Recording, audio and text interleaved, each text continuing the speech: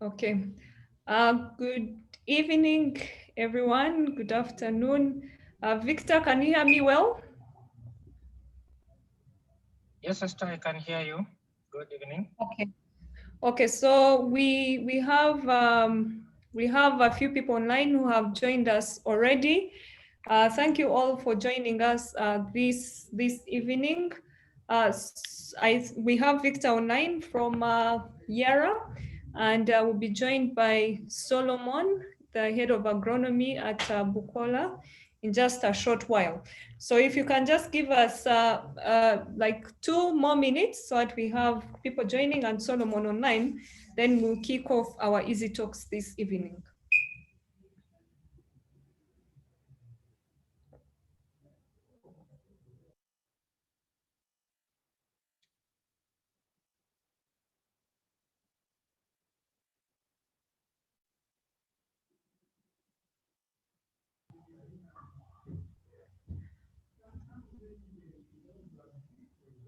Okay.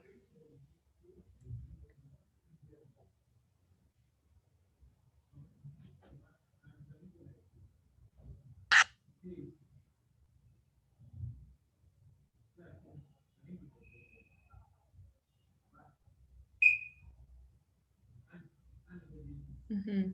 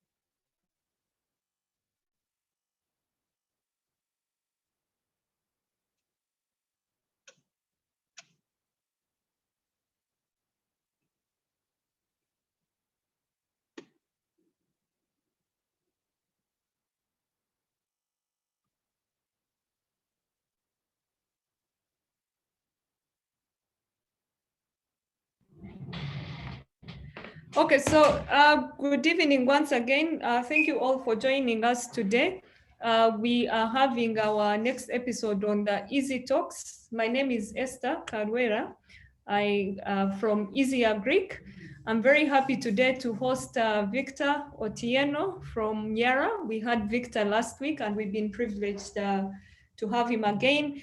And online just very shortly, Solomon from Bukoola will be joining us. So our topic today is how we can maximize our yields in coffee. And specifically, we know that coffee, yes, you can get good yields, but what matters the most is also the quality of the yields that you get. Are we talking about double A's? Are we talking about screen 18s? So we'll kick off our discussion this evening immediately. Please, people online, feel very free to ask any questions. We hold these EzyToks so that you can talk to the experts and you'll be the ones to ask the questions that you might be stuck with. So today, let's see how we can improve our coffee. Victor, could you please introduce yourself to the audience? Thank you, Esther. Good evening once again, viewers and listeners who have joined in. I hope my audio is okay. Today I'm on the road, so basically I'll be taking this from here. Victor Clement Otieno is my name. I work with Yara East Africa as a sales agronomist, covering Central, East, and Northern Uganda. Welcome to the show today. I hope this will be of great benefit to all of us. It's not a lecture for us, it's an interactive session. I really hope to see the questions coming in, even as we continue with the session, so that we're able to address as much of what is the nitty-gritty as possible. Sure. Thank you very much, Victor. So we'll just kick it off and start with the real highlights that we are looking at. We understand you're on the road, you've been visiting farmers and other people, so it's understandable. What matters the most is the content that we are getting from you. And we hope that the network will be very good. So let's kick it off immediately with the highlights. Victor sounds is not okay. That is from Isaac. Victor, can you talk again and we see if we can hear you well? Hello, is it much better or I need to fix it before we continue? I can hear you well. Isaac, can you hear Victor okay?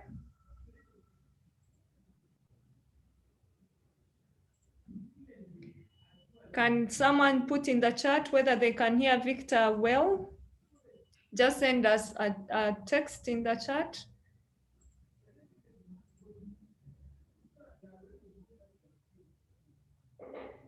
Okay, let me call. Okay, it's better now. Thank you, Isaac. Okay, so Victor, it's better now. Awesome. So Victor, let's kick it off. What are the key things that farmers should be looking at? If you could give us the three main things that the farmer should be looking at to improve on their coffee yield, the quality of their coffee.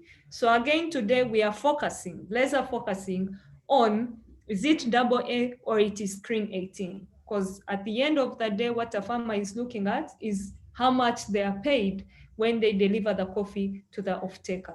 So what are the three main things that, three or more, could go up to five, that a farmer should be looking at in order for them to improve on the quality of their coffee? Thank you, Esther. Of course, when it comes to coffee, just like other crops, then the base is very important. Most of the things that farmers do or we do as a part of the supply chain is just the end of the road. But basically for the farmers, the base is what is really important. And by this, as far as coffee is concerned, what I mean is that the farmer needs to make sure that before any other input comes into the garden, then the coffee is prepared. So the first and the most important thing is the coffee trees themselves. If they are well prepared, then any other thing that comes in is going to give us a good amount of dividend for the input you're putting in. Right. I've been walking around visiting a lot of farmers, just like you mentioned, especially on coffee. And the biggest challenge that I have noticed is maintaining the coffee trees. That is the first step that we need to take. We need to make sure that this coffee has the potential to give us what we want at the very basic. Most of our coffee trees are not well pruned, they are not well managed. So that is the first place that where we need to start from. For some farmers, it's a painful decision to tell them to stump the trees and let them grow back and have a well canopy, good biomass, which in the long run, of course, leads to better yields. Farmers would tend to say, no, let me just keep the tree. It's just 7 years old, but I need to keep harvesting what is there. So that is the first thing that we need to look at. Right. The second thing, which is also equally important, would be the nutrition, because every time we are harvesting produce from the trees, we are actually mining. We are actually mining nutrition from the soil. So nutrition is also another aspect that is also very important when it comes to the coffee yield and quality that you need to look at. So nutrition would come number 2 after you've done your base in preparing the tree. So we're going to look at that today. Then last but not least, I just want to go by 3 items. Last but not least is that we need to as well look at crop protection. What the farmer is doing to make sure that the crop is well maintained. Otherwise, it becomes a big challenge if we are not able to look at those 3 aspects: the tree itself, nutrition, and crop protection. So those are the 3 things that we need to look at today. Right. So we're talking about a balanced nutrition compound uniformly spread. Victor, is that what you mean when you say, I'm sharing your screen, the screen what you shared with us? I hope everyone can see what is on the screen. There's some content that you had given us that we want to refer to. So a balanced nutrition for the coffee tree should compound uniformly spread. Is that what you mean by maintaining the coffee trees and then the less disease pressure? When it comes to the tree maintenance, then of course there is the canopy management, which is very key. Before we actually even come to the nutrition bit of it, we want to make sure that our trees have got the right branches, they're facing the right direction for sunlight assimilation, they have enough sunlight penetration. Those are the kind of things I'm talking about maintaining the trees. Mm-hmm.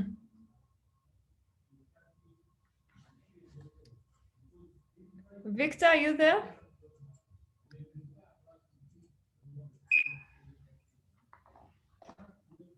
Victor, can you hear us?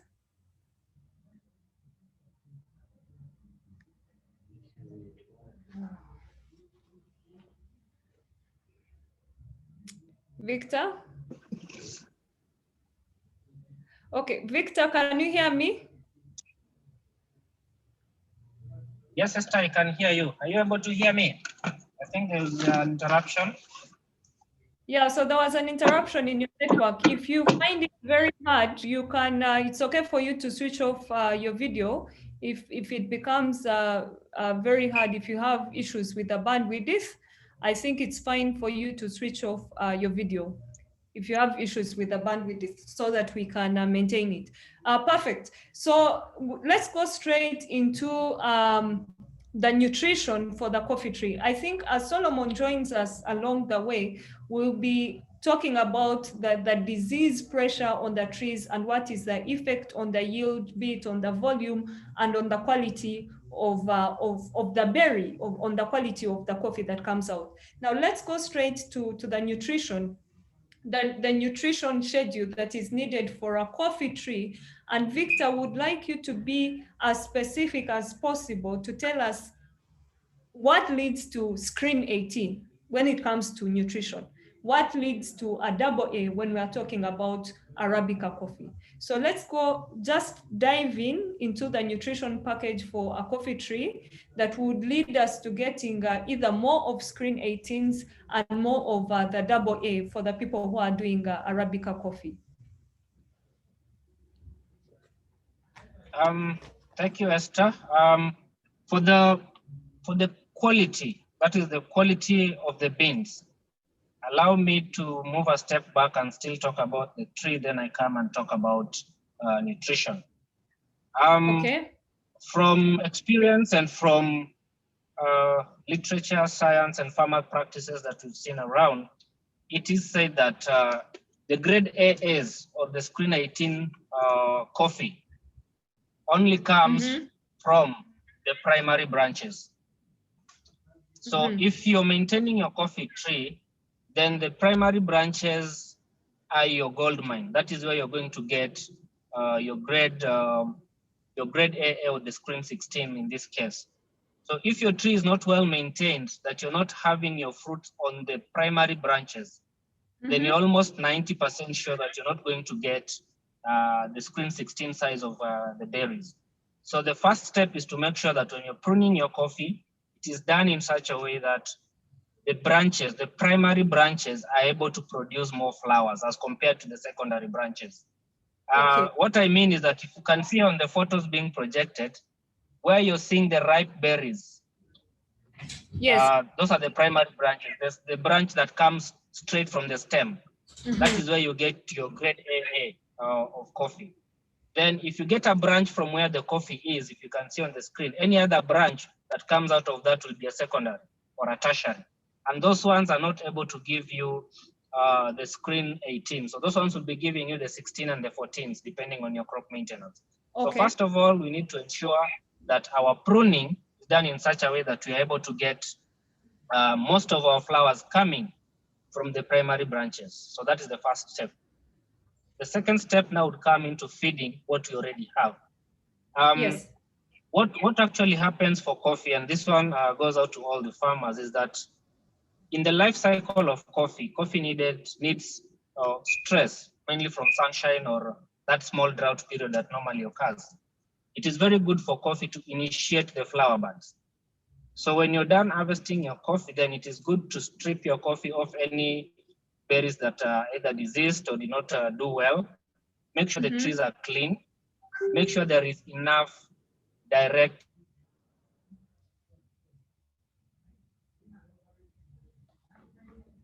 If you look at your trees, especially the big trees, where there is no sunshine penetration, you will never find any flowers. But you'll always find them, especially at the top of the tree, where there's enough sunlight penetration. So if your coffee is very shaded, then you need to prune out the shade so that you have enough light penetration into the coffee. That is very important. Once you have the flower bud initiation, then the crop will flower, give you berries that you can now maintain using the correct nutrition program. So I'll just delve into 6 or 5 nutrients that are very important for us. Of course, there are a number of them. Yes. For coffee, the first and the most important is nitrogen. Coffee consumes the biggest amount of nitrogen as compared to all the other elements. And it is also important that when you are giving this nitrogen, the form in which you are giving it should also be very important. Of course, like we mentioned last time, crops always prefer to take in nitrate form of nitrogen. So that means then that whenever we are giving any form of additional nutrition, our first priority will be a nitrate-based fertilizer. So nitrogen is very important for coffee. This is important in the development of biomass. What I mean by that is that when you feed your tree enough nitrogen, it's able to give you sufficient leaves. It's able to give you sufficient branches, which are strong and are able to hold the fruits when they come in. So that is what you're looking at. So at the beginning of the season, the crop needs sufficient nitrogen to build on biomass. It's the same way when you have your dairy cattle and you want it to be engulfed, then you have to do what they call steaming up, preparing the mother for childbearing. So it needs to have sufficient biomass ahead of the season so that you're able to hold as much yield as possible. Otherwise, what happens then if your biomass is not well prepared, when the flowers come, then the crop naturally needs to shed anything that it feels is extra that it cannot hold because of the biomass. So that is why you find sometimes your tree will flower very well, drop 50% of it and only maintain what it feels by the biomass it can hold. So very important. So if you provide the sufficient amount of nitrogen, then now we already are working on the quantitative yield that you're looking for. So if a tree is going to give you 10 kilos with the correct biomass, then it's able to hold those 10 kilos. Then the other thing that you're now going to look at is the qualitative yield for that specific tree. So nitrogen will do that for us, and this one it should be done at the beginning of the season, at the very beginning of the season. Right. Once our biomass has been sorted by providing sufficient nitrogen, then we need to prepare the crop for flowering. And this is where sometimes we miss it out, because one of the very key nutrients that is important for flowering is phosphorus, which many farmers prefer to give it probably at seedling level, where they think that it's only maintaining the root system. But research has shown that phosphorus is very important for flowering. The whole process of flowering requires a lot of energy. And of course, phosphorus is like the fuel to plants. So phosphorus is what acts as far as the energy consumption of the crop is concerned. So very important for flowering. This one also needs to be available for the crop at the very initiation of flowering. Sufficient phosphorus for flower initiation and transition from flowers to berries to cherries. So we need sufficient phosphorus. Luckily for us is that the coffee crop consumes a little phosphorus as compared to nitrogen that I've already talked about. It doesn't require so much, so the ratio should be correct. that you have a good balance between nitrogen and phosphorus. That is the Okay. next step. So once you have done the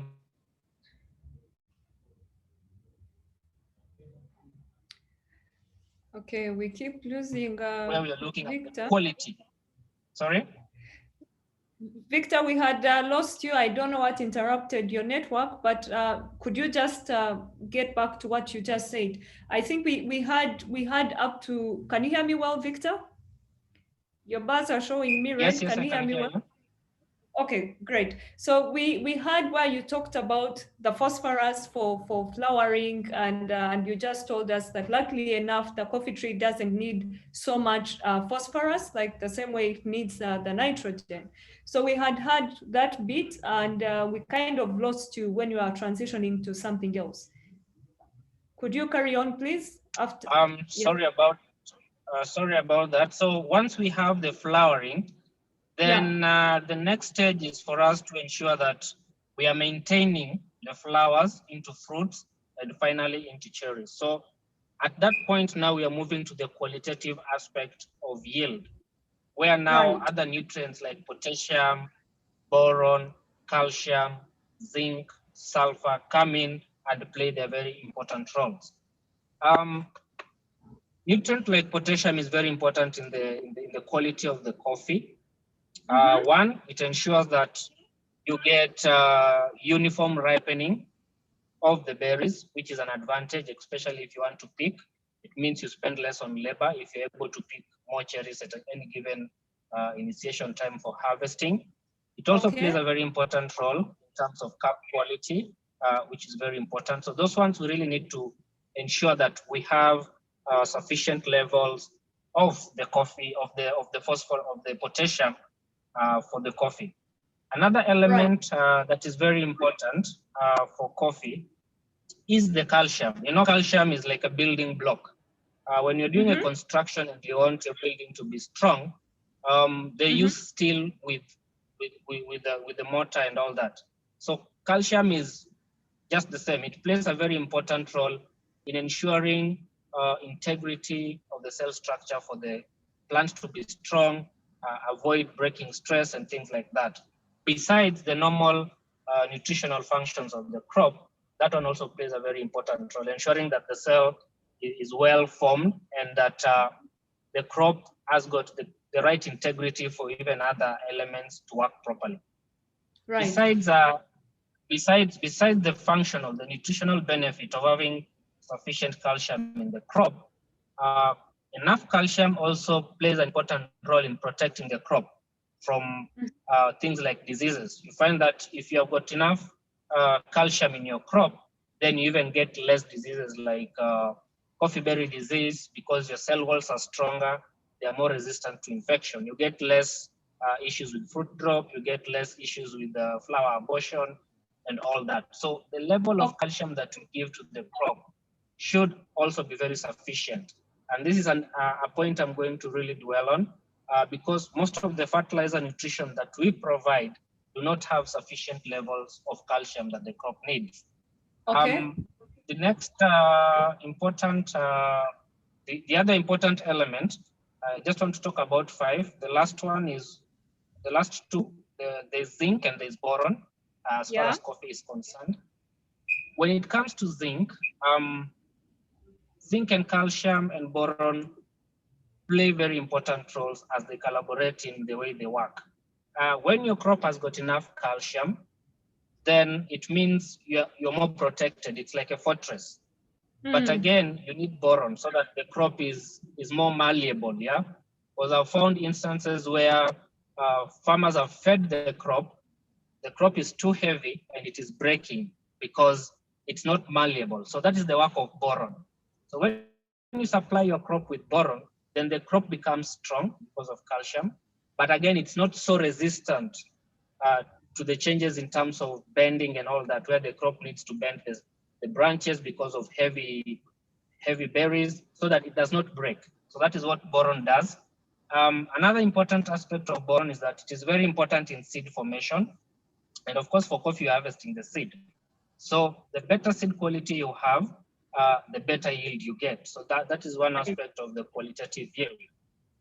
Another important aspect of boron is that it will prevent flower abortion because of the integrity of where the flower attached to the crop. If you don't have sufficient boron, then that membrane becomes very weak. Then you end up losing the flowers to flower abortion.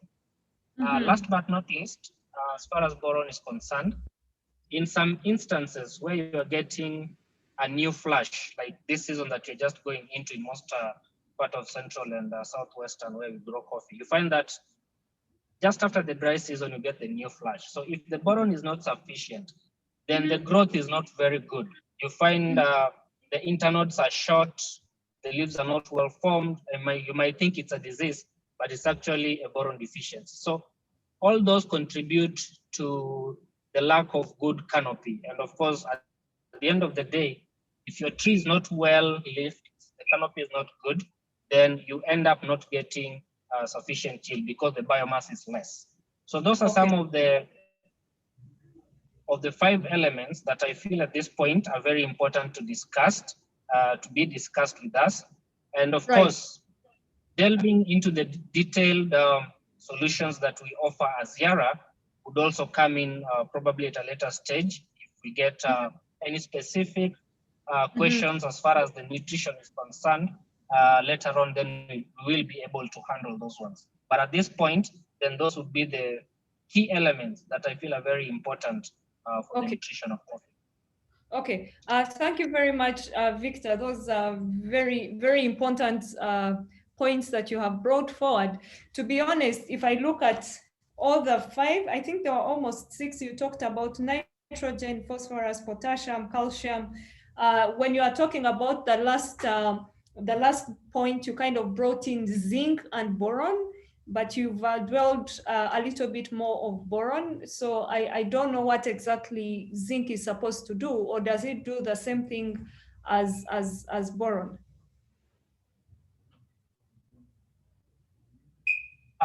When it comes to zinc specifically, besides the important information of seed, it is also a very good anti-stress. It's also a very good anti-stress as far as crops are concerned. It makes the crop more resilient to stress. Of course, there are stresses related to temperatures, related to lack of water, related to very low temperatures or very high temperatures. So when your crop is undergoing all these forms of stresses, then zinc plays a very important role in making the crop stronger.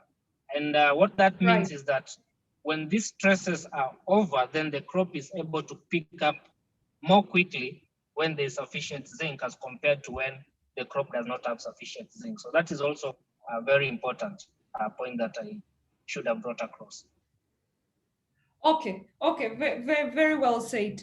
Now, these appear to be so many nutrients, and I'll just position myself as a typical layman or maybe a coffee farmer who is just starting. If you talk about all the 5 or 6 nutrients that you have talked about, they appear very many. They appear very many, and it feels like you're always buying. Victor, we can see you signaling to someone. But what I was trying to say. Sorry.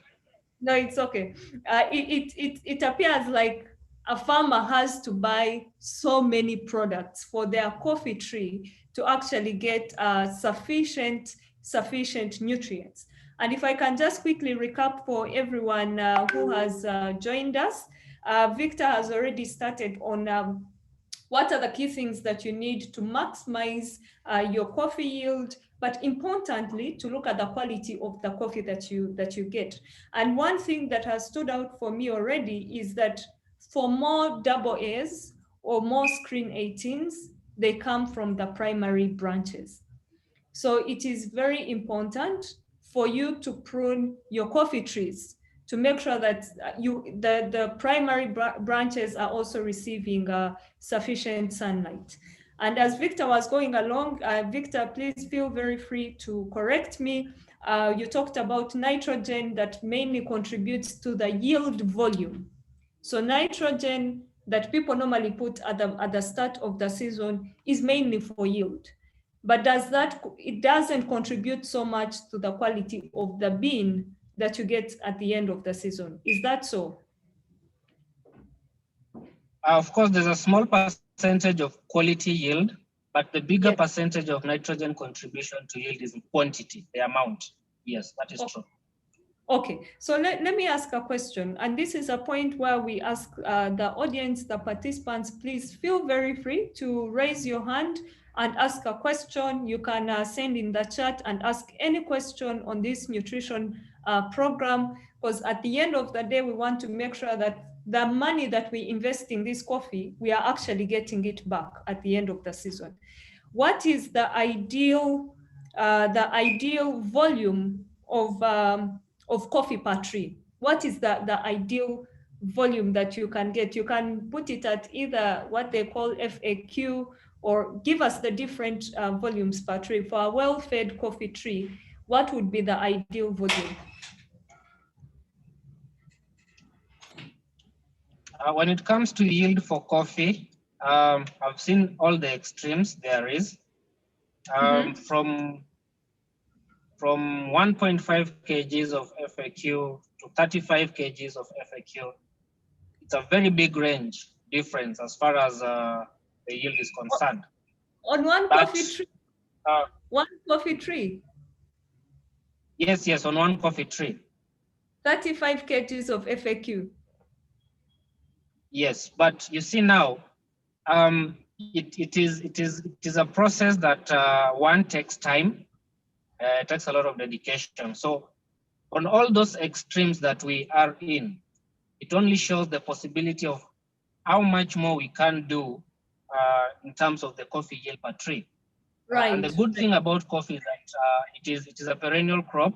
So once the establishment has been done and the maintenance is good, then it's very easy for you to maintain good yield over very prolonged periods of time. What is important, again, is that when it comes to coffee yield, there is the cherry, what we harvest, yeah? There's the harvested weight, the fresh weight. You could be harvesting 15 kgs of fresh weight, for example. But when you convert that and you go to the FAQ, you end up with 5 or 6 or 7 or less than 50% of the transformation. So again, that is an aspect of quality. Yes. It's an aspect of quality. So if we're able to maintain the trees well, then all that, all the big numbers that we are looking at are very much possible. But most farmers currently, probably the average is 1.8, 1.5, around 2 kgs per tree.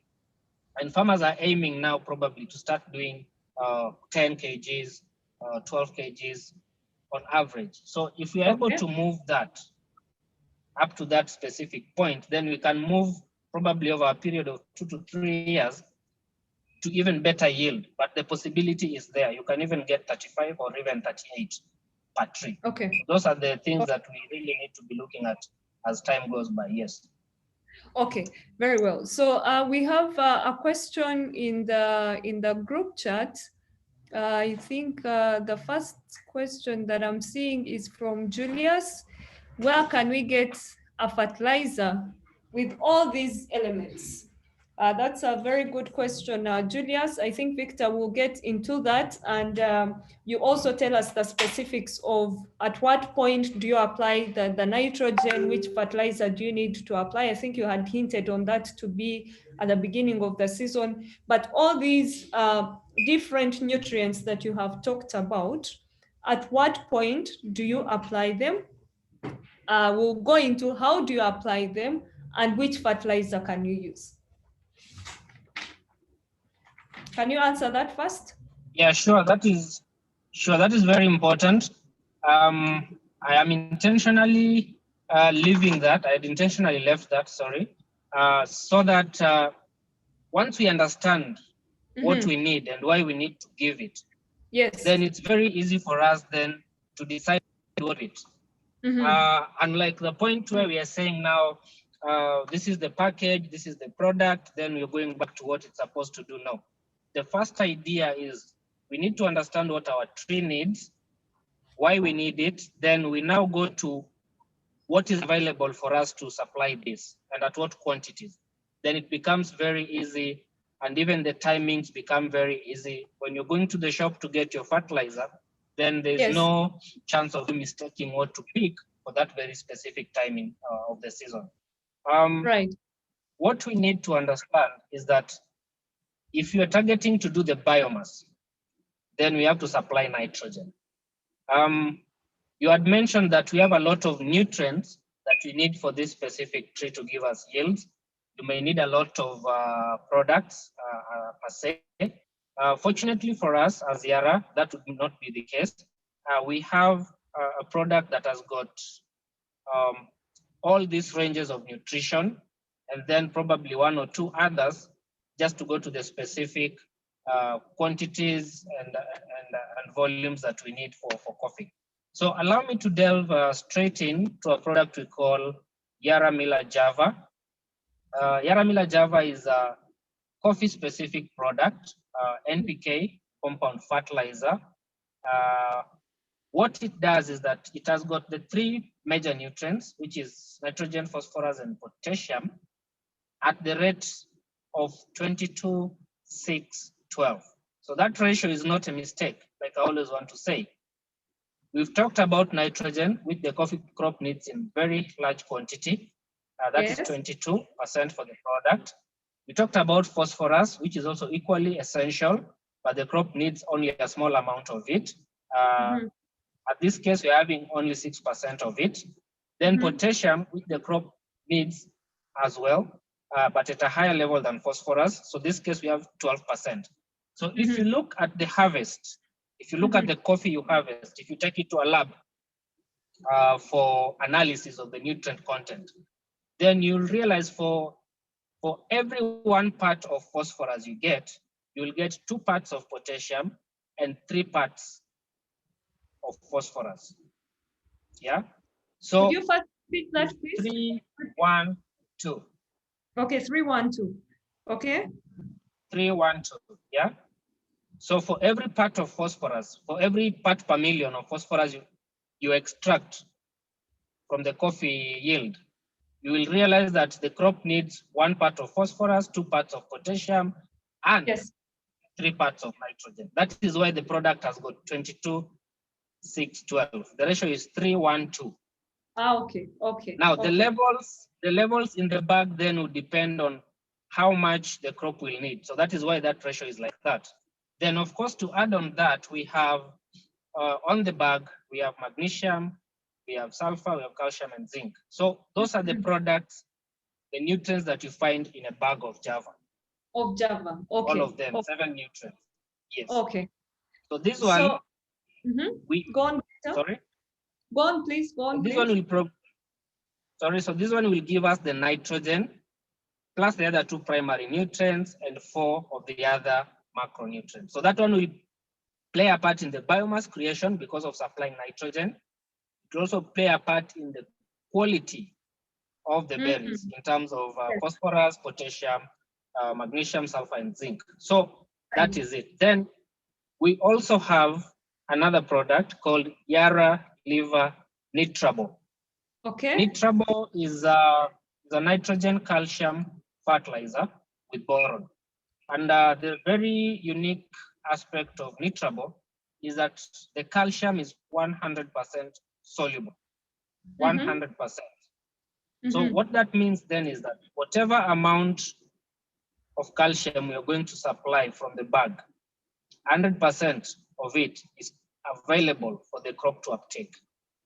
Okay. When you look at a product like calcium ammonium nitrate, which is CAN, it has only about 0.05% of calcium that's available for the crop to uptake. So that is the difference. That is why this product Nitrabo is of extreme importance as far as calcium nutrition is concerned. And of course, besides that, it has got a little like, sorry? One question, Victor. So you're saying Nitrabo would be superior to using CAN. It provides calcium, but it is giving more calcium to the plant compared to using the traditional CAN. Yes. The traditional CAN technically does not have plant available calcium. The component of calcium in CAN is basically a formulation thing. It is supposed, it's just to stabilize the fertilizer. It's not available for the crop to uptake. So that is why if you look at the bag of corn, you will not find a rate for calcium. It's not indicated because it's not available. Right. Basically, when it comes to nitrable, we have on the bag 26% calcium oxide. And this form of calcium is what we call food grade. It's very soluble. It's available for the crop to uptake. And at that level, whatever the farmer buys is assured that this calcium, the crop is going to uptake it. So that is the major difference. And this research, as far as Yara is concerned, that is why we really, when you talk about nitrable, we can talk the whole day. It's a product that we really are very confident about, and the results that we've seen with this product is really amazing. Even here, I've seen a number of farmers who are already introducing this into their crops, and within the season, they're able to actually see physical results in terms of canopy development, yield increment in terms of quantity and quality. So it's basically a calcium supplying fertilizer. And this one you can try for free. You can try a season, and possibly in the next season, you would have very different results. So of importance for us to understand is that it is basically a calcium fertilizer with nitrogen and boron. Okay. So that is the major difference between nitrable and CAN. Okay, so that means it's working on the qualitative and the quantitative at the same time. Yes. Yes. Okay, so that would be very important when we now come to the positioning of the products. Okay, wow, I don't know how fast time runs, Victor. We're already 45 minutes into our time. Honestly, I don't know how this happened. But let's try to to now summarize on the nutrition bit, because I think Solomon is probably already online. Yes, Solomon is already online.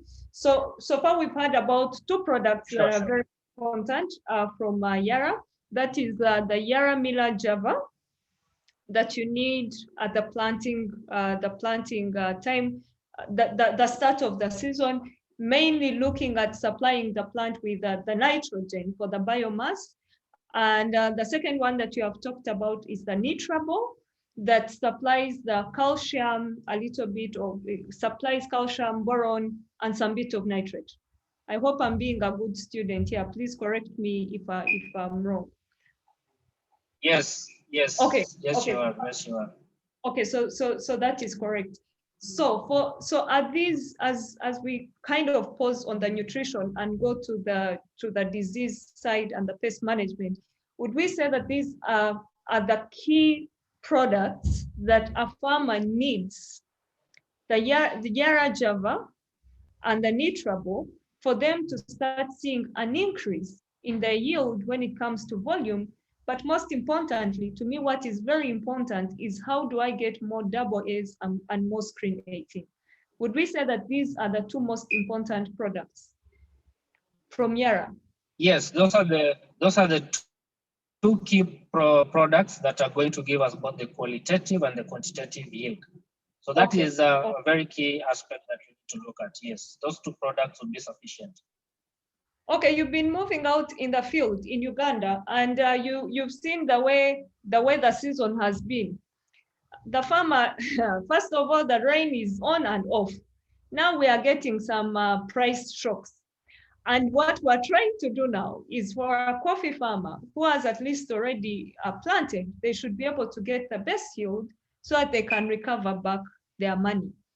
Do you think that it's still right timing for the coffee farmer to use Java and nitrable? And I don't think you talked about at what stage or within what time in the season should a farmer apply nitrable. Can we close with that question? Do you think, there are two in one actually, do you think it's still the right timing for a farmer to apply either Java or nitrable? Quickly, I'll close on that. Of course, we already mentioned that coffee is a perennial crop.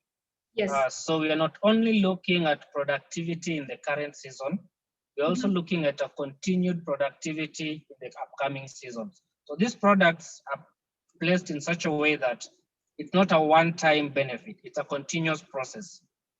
So for those farmers whose crops are probably just in flush, depending on their areas, if your coffee is in flush, what that means is that you're getting new leaves on the coffee trees, then the best positioning for you to apply now would be nitrable, so that you get the nitrogen for the new flush, the calcium for the integrity of the crop, and the boron to safeguard the flowers when they come. Right, okay. If your coffee is now in production, probably you have some coffee that is already mature green, or the coffee is just beginning to form, then Java would be your best product, so that you're feeding the berries. Okay. While you're feeding the berries, you're also preparing for the next flush. So Java is positioned during the production phase between flowering and harvesting. Then nitrable, you position it at the beginning of the new growth, at the beginning of the new flush, the new growth for the next season. Yes. Okay. Perfect. Now, when it comes to quantities per tree, sorry? Yes. Allow me to mention the quantities. When it comes to quantities, if your tree is already in production, then per tree you apply Java 250 grams. Okay. Apply it in a ring around the crop. For nitrable, apply 150 grams per tree. Yeah, that is the correct positioning of the application. So the reason we do that is because the roots that are feeding are already far away from the stem. They're not within the stem. So where you find your drip line is, where the rain drops from, then that is the area that you apply the product from. And you don't necessarily need to dig into the soil and cover it, because these products are highly soluble. As long as you apply the correct placement and the correct amount when there's sufficient rainfall, then the crop is able to uptake it. The fertilizer will seep into the soil and the crop is able to uptake it. Okay, thank you, Victor. So at the green berry stage, get some nitrable, apply it for the calcium, the boron, and some bit of nitrate. And then when at the flush level, you can apply some Java to your coffee tree. Right? No, it's the other way around. Okay, please repeat. It's the other way around. At the flush, at the new leaf stage, apply nitrable. At the new, the new leaf stage, you apply nitrable. Yes. At the fruit development stages, you apply Java. Yes. So at the new leaf stage, apply nitrable. At the berry, green berry or fruit stage, you apply Java.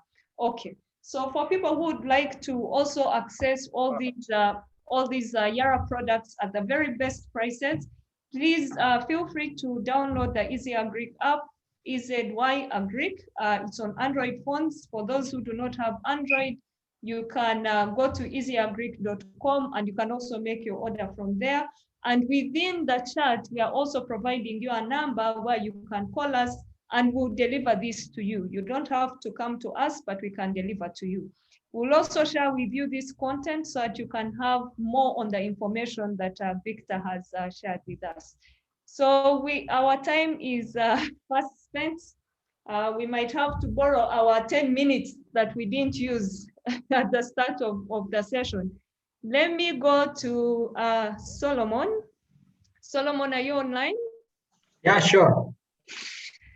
Hi, Solomon. It's good to have you once again. So, Esther, thanks for having me. Sure, thank you. We have some hands up. We'll come to those. So Victor has been telling us good stuff about the nutrition program for a farmer to get the best volume, the most volume out of their coffee tree, but importantly, for them to get the best quality. That is the double A's and the Screen 18. Now, all this wouldn't happen if we didn't protect our coffee trees, whether it's about disease or it's about the pest management. So you're the expert in this. The last time we called you the doctor of crop management. So let us be very specific now about the coffee. If a farmer is to maximize their yield, looking at the quality and the quantity of the coffee, what should they look at when it comes to pest management and disease management?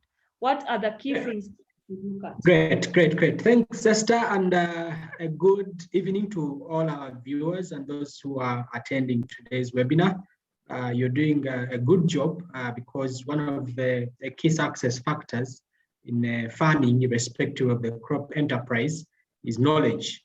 So knowledge is very, very key. So just getting right into the gist of today's discussion, to be able to protect your crop and get the best yields out of your endeavors, it's very important to start right.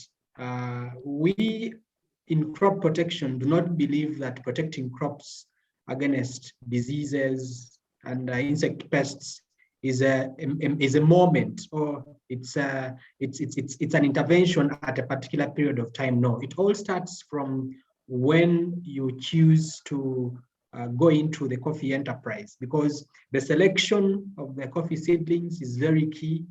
What we have seen over time is that susceptibility of these coffee plants, coffee seedlings, coffee plants to different diseases and pests is, well, there's a linkage between the quality of the seedlings that you plant and how often and frequently, and the severity and occurrence of the disease, whichever disease comes, or even the insect pest. So to be able to protect your crops against attack by insect pests and diseases, be sure that you obtain seedlings from certified nurseries. Coffee is one of the crops that is currently getting into serious regulation.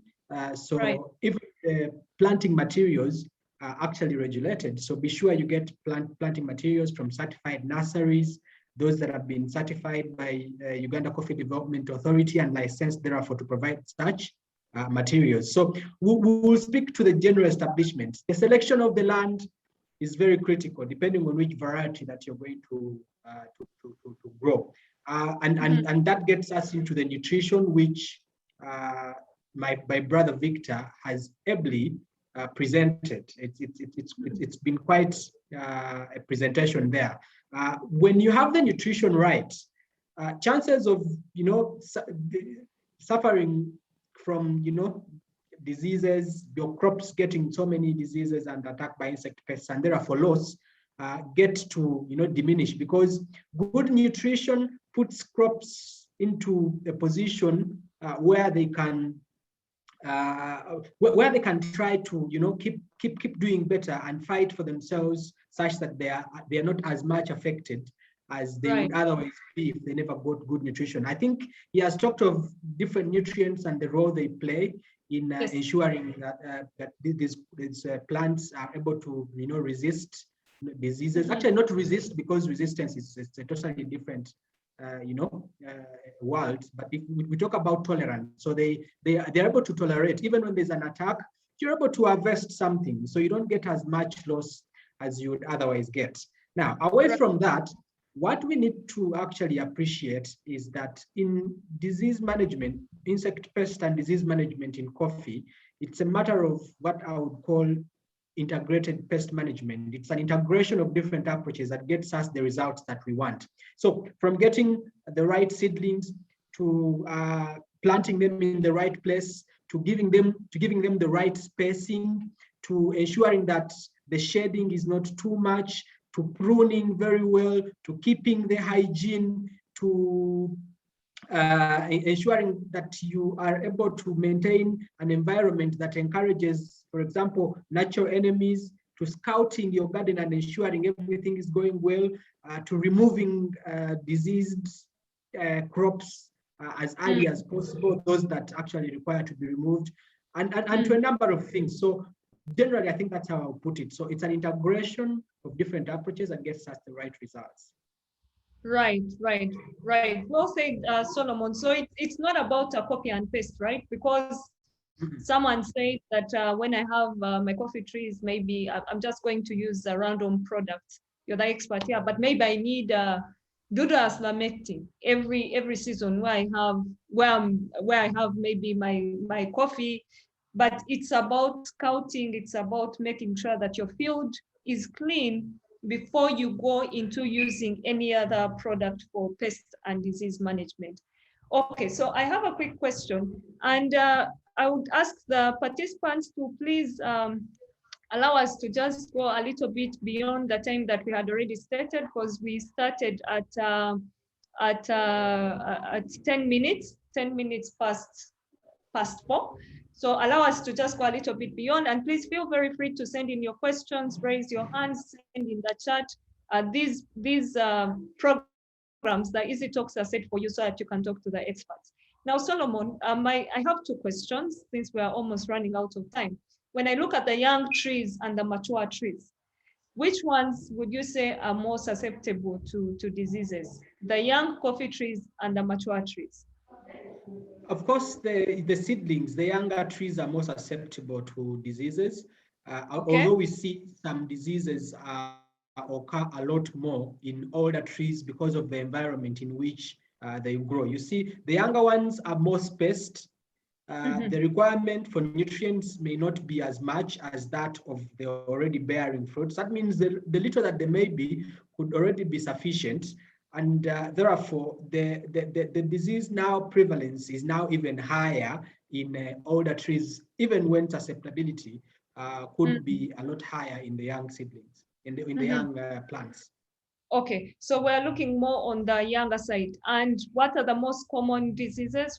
Do we have any, like something that is always appearing in coffee trees that people really suffer with? And what would be the remedy for that?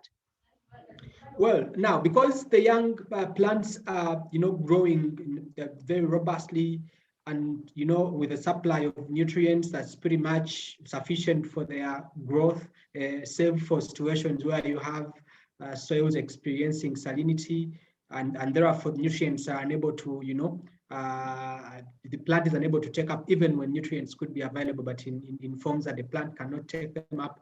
The biggest challenge among coffee farmers, and given the time that we have, is about 3 diseases, and one of those that has recently been acknowledged as a problem is one that is called coffee red blister. It's caused by a pathogen called Cercospora caffeicola. So it causes the berries to become reddish in particular areas, ripen while they are not yet ready, and therefore reduce the quality and the quantity. I think those are aspects that Victor has been talking about, the qualitative yield and the quantitative aspects of the yield. So you lose on both ends.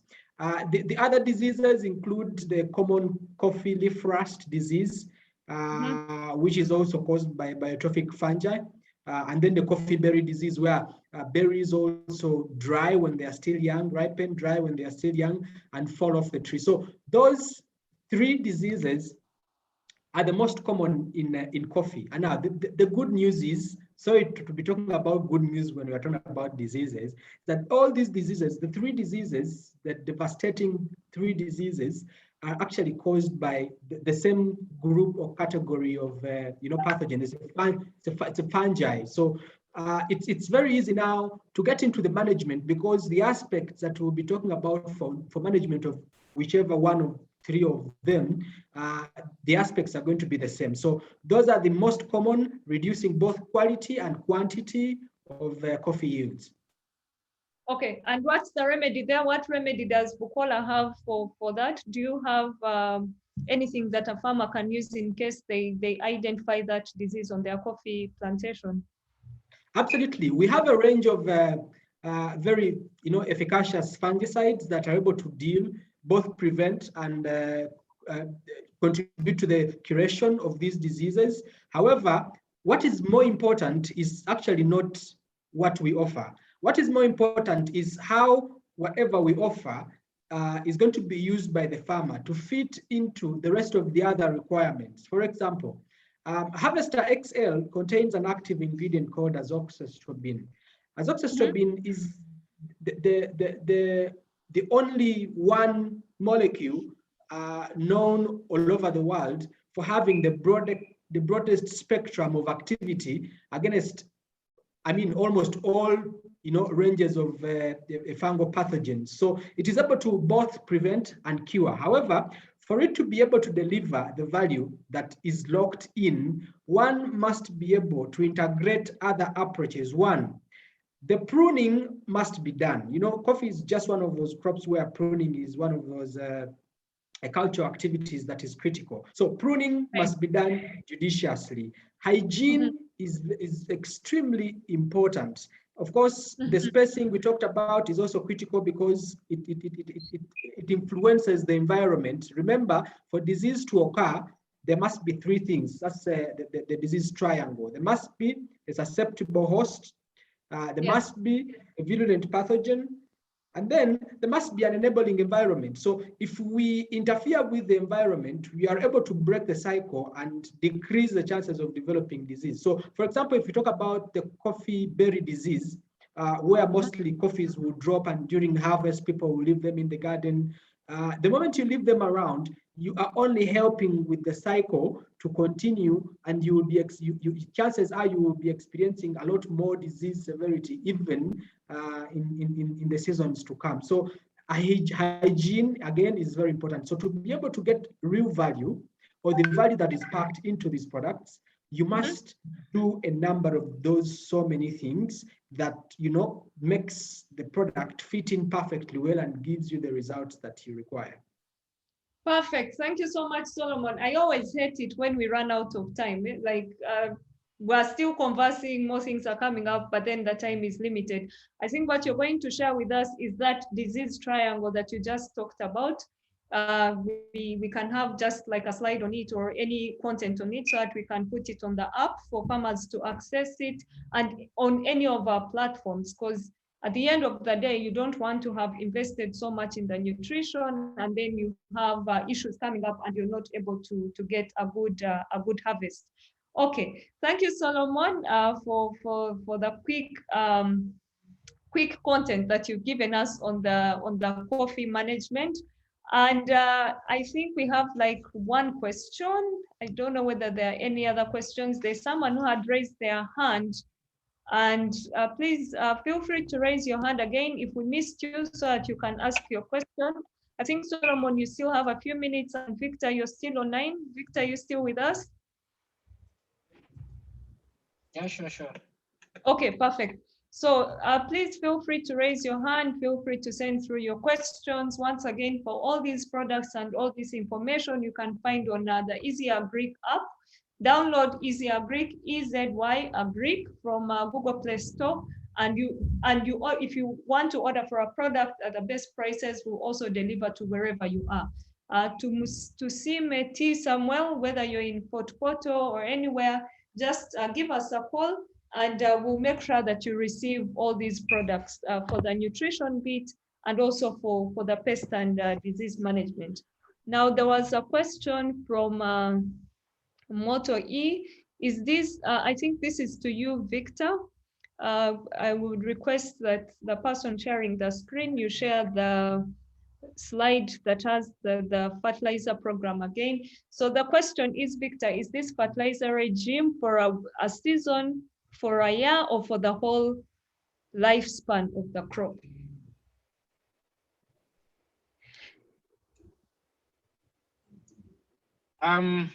The fertilizer regime that we had on the screen is basically the basic program, what we call the basic program for a physical year. Of course, next season, again, after you harvest, the crop will need the same or more quantities of nutrition. So whatever you've taken with yield, you must give back. So again, you follow the same program next season. And as you improve your yield from probably 1.5, 2.5, 3 kgs, as you go up, then even what you're giving will also increase because you're taking much more than you're initially taking. So that is the basic program. Okay. We can always discuss and get the farmers the exact quantities they need to give, but every season you have to give back what you've taken. That is the principle. So could you repeat, is this for a season or for a year? That's for a year. The program is for a full year, calendar year. Okay, very good. We'll share with you this program for the fertilizer program for people who haven't seen it. You can still find it on the farm manager. I'll pick a question. We have 2 hands up. we have from Agre Gumia and from Julius B. Can we please start with you, Agre? I think you already unmuted yourself. Please go ahead and ask your question. Thank you very much, Esther. Thanks to Victor and Solomon. Very excellent information sharing. For the support to guide the decision making about the fertilizers, we have information about the like the gross margins you get from the investment into the fertilizers. Thank you. Question. Victor, I hope you have heard that. And Solomon, let me take on Julius's question as you prepare to answer Agre's question. Very interesting question. Julius? Thanks very much, Esther. Good evening, colleagues. I'm Julius Owatemba, co-farmer from Rubiris district. I'd like to know, there has been talking about plant hygiene, garden hygiene. Could you please break it down a little bit? What do we need to do to maintain good plant or garden hygiene? Thank you. Okay, so that I think is very straightforward to you, Solomon, but I think even Victor, you can chip in there. So those are two questions so far. I'm trying to see if there are other questions. I think this is what Julius just asked. What do I need to do to maintain good plant hygiene? We had already answered motto. Okay. Victor, do you want to take on the return on investment question from Agre? The return on investment is always an open book. What I normally say is that, for example, now we're talking about coffee today. Then we look at where the farmer is and where they want to go. So the lower you are on the value chain, as far as yield is concerned, then you have a bigger gap to fill. So it means your return on investment per shilling will be higher as you bring your yields higher. If you're already very high there, probably you're doing 20 kgs, then your return on investment in terms of quantity would be a smaller margin, but the quality would be a bigger margin. So from the data that we have, what we've collected from farmers, then we have seen increases from 70% to 10% in terms of return on investment. So the lower you are, the bigger your margin of increase. The upper you go, the smaller the return on investment gets. What that means then is, in terms of value, over time, then the farmer who is already probably doing 20 kgs, as in this example, the 5 extra kgs will cost you much less than the person who is doing 2 kgs and wants to move to 10 kgs. So that is the way it works. But on average, what I can say is that if you put in your shilling, you should be able to get minimum 4 shillings. That is our principle. If it doesn't give you 4 shillings, then it's not worth investing in. But I can confidently tell you as a farmer that any investment you put in, and I'll still give the example I gave from the other day, because it's consistent, can be proven, you can visit the farm and see. There's a farmer who was doing 300 kgs and was able to go from 300 to 731 kgs within one season. Of course, there are dynamics involved, but the positive yield for coffee in this very criteria will be very important if, first of all, your tree is brought to good shape. Then the yield will definitely come in. The more nutrition you put, the more yield you get. And it gets to a point where further input, of course, does not give you any change in increase in yield. So that is the way it works. For this particular farmer, I would really like you to get in touch personally with me so that I'm able to fine tune and see where you are at and where you want to go. Then we can really do the calculations with you. Thank you very much. Okay, Victor, I wanted to push you a little bit further on the wall because people are investing money in this and they really need to see how they get money out of this. And there may be many people like Agri who want to understand, I'm putting so much money in buying the fertilizer and so forth, but am I getting it at the end of the day? And I think that's something that we can organize for people who are online or for your colleagues elsewhere. I think this is something that is very key because as you invest, honestly, you need to get back the money. And we need to calculate very well, how long does it take for me to get maybe a 2% increase? What is it that I need to do on my tree? Apart from investing in the fertilizer, what is it that I need to do that will make business sense for me as a coffee farmer? So I agree. You can leave your contacts. I don't know whether Agre is still online, but Agre, please leave with us your contacts. We can organize to discuss more. And I think we can have this further session, Victor, to do a proper cost benefit analysis. Yeah, sure. That is not general. Yes. That is not general, but where we are talking about figures, right? I put in this much, I'm likely to get out this much, but terms and conditions apply. Okay. Thank you, Victor. Agre, please Sure. to leave your number. Kindly leave your number so that we can get in touch and maybe do even a farm visit. Let's go to the question that Julius had asked. Solomon, do you want to take that on? What do I need to maintain the good plant hygiene? I'm sure I'm happy to respond to Julius's question. And I want to say, by way of response, that in crop protection, hygiene and sanitation are sometimes used synonymously. So by hygiene, I want to speak to all aspects that present a clean garden that has nothing else other than what is intended to be there, and in the form that it is intended to be there. So anything that makes it untidy is something that is worth getting out. Sanitation extends into other culture practices, for example, those that get the weeds out with the weed management. So therefore, if you have weeds in your garden, you need to consider getting them out. One thing about weeds, apart from competing with our crops for a number of resources, including nutrients, some of them tend to, be reservoirs of some of the diseases. For example, talking about the coffee leaf rust, it's of course common to see some weeds infected with the same pretty much pathogens, showing pustules and signs of the rust. So if you don't get those out, chances are the infection might come from the weeds. Apart from, of course, the weeds being reservoirs of some of these diseases, some of them also happen to, provide an environment which some insect pests find very favorable to, stay, breed, and later infest our coffee gardens.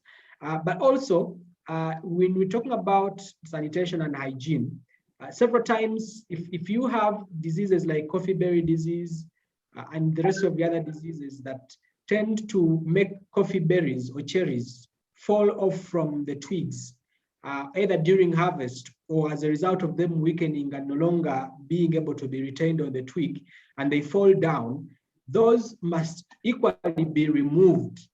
And that also tends to contribute to the hygiene that we are talking about.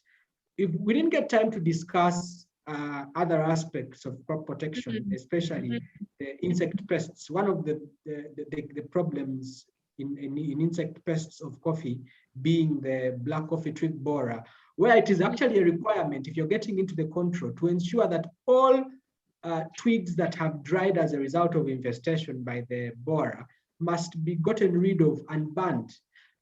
We'd also need to discuss other diseases such as the fusarium wilt, where any tree that is found to be experiencing or showing symptoms of the disease is actually supposed to be gotten rid of, and the arrangement under which that is done is also so hygienic in such a way that we do not actually want even the soil that is on the roots to spill over the garden. Everything must be handled exactly and where that problem is happening. So those are all aspects of hygiene.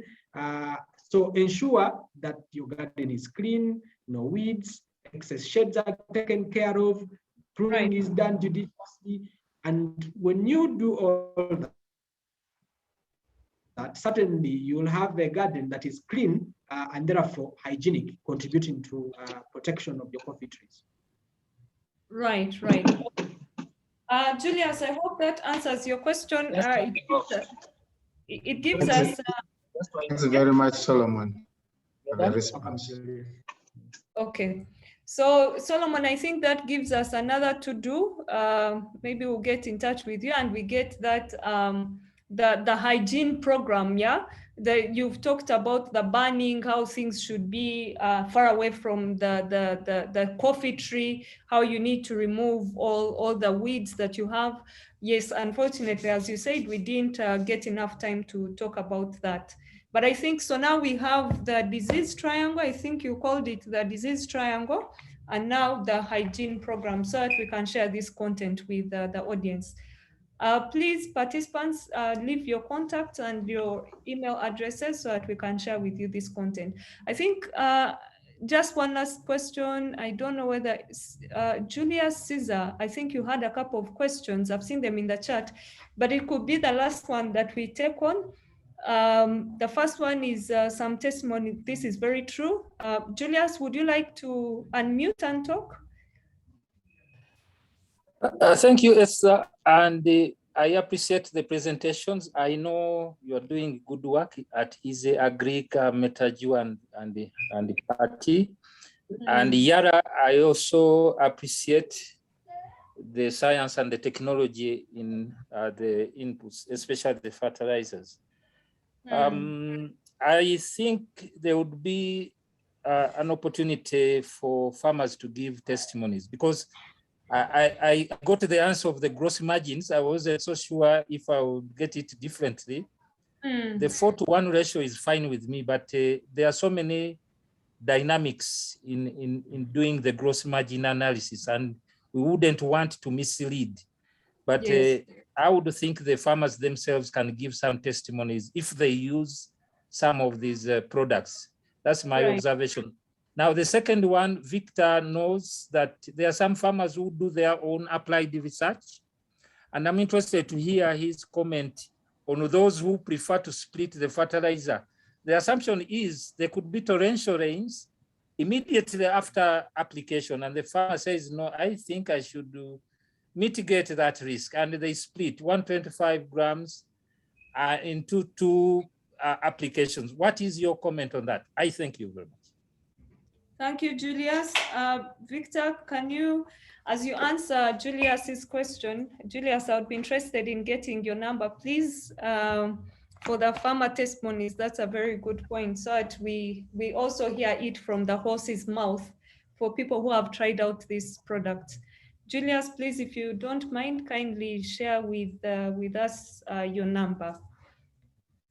Victor, do you want to answer the second question from Julius?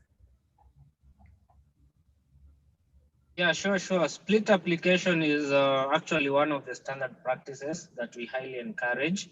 What it really means is that, especially for people whose soils are very light, if your soils are more sandy, then technically what it means is that your soil is not able to hold as much nutrition for very long periods of time. So a split application would be okay for you. Then in that case, because if you look at the program that we have for the full year, you find that some areas have 2 crops and they're able to apply even much more than the 250 per year.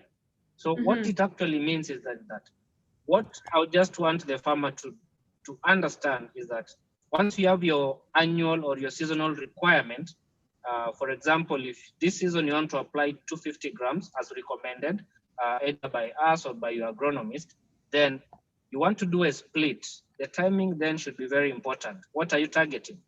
If you're targeting the fruit, which is Java, then your first split should come in when the fruit is at pinhead, just beginning to form. Do your first split if it's 125. Then the next split should come when the berries are mature green. Then you get the full benefit for the whole season. That is something that we truly highly encourage. Thank you very much. Okay, thank you, Victor. My God, we've gone 22 minutes beyond the time earlier stated. Thank you so much, participants, for joining us today. Victor and Solomon, we can't thank you enough for always allowing to share your knowledge on our platform with our farmers. I think at the end of the day, all our partners alongside Easy Agri, we are looking at how the farmer can maximize their yields, but how they can also make money from their farm at the end of the season. So please, everyone, please share with us your contacts once again so that we can get in touch with you. We'll be organizing more of these. We always have the EzyToks on Friday. If there's something that you think we didn't cover today that you'd want to know about coffee or from your colleagues who are also coffee farmers, please get in touch with us and we'll also organize for that to happen. Once again, I am Esther from Easy Agri. We had Victor, the head of agronomy and sales for Yara from Uganda, and then Solomon, the head of agronomy and business development at Bukoola. Solomon, you can also wave to the participants like Victor has done so that they can tell who is who. Just say hi so that we can also see your face once again. Thank you so much for joining us today, and we hope to see you once again next Friday. There is a last question from, I don't want to leave any question, from Julius. Victor, did I get you right that we apply 250 grams per tree per year? Just answer that very quickly. Like I said, that is the basic program. That is the basic program, yeah.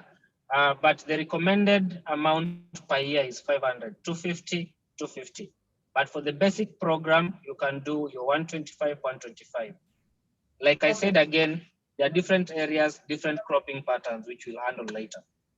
Okay, Victor, I think we'll get into more details of this. Thank you all for attending, and thank you so much for your patience. We hope to see you once again next Friday, and we'll be in touch on what topic we'll be discussing. Thank you. Have a good evening.